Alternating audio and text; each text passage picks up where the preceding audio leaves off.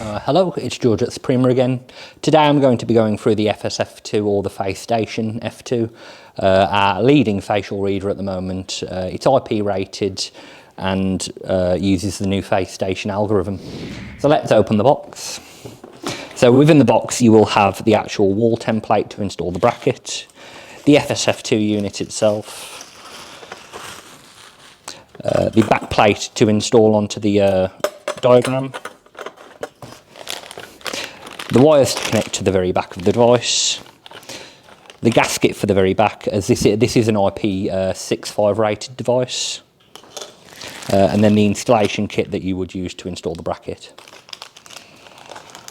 So I will connect the wires first just so it is a bit easier to explain. So once the cables are installed, the very first one you'll want to connect are the power cables. This device is rated as 24 volt, but it can be used with 12 volt if the ampage is correct. We would always recommend 24 volt, however, as it's more secure. There is then the weakened input cables. These are so that you can link it to an existing system or link a separate reader to the device so that it can be used as an exit reader.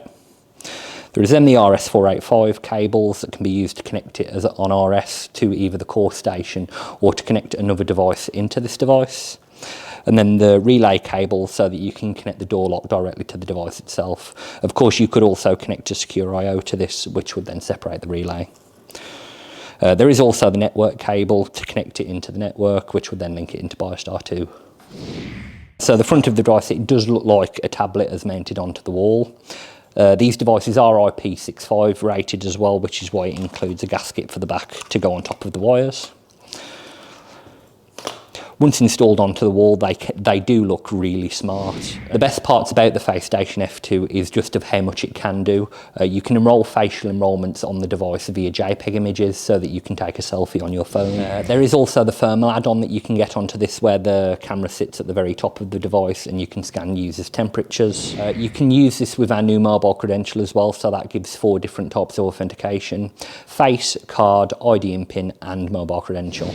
So that was going through the FSF2, one of our best devices out at the moment. Thanks for watching.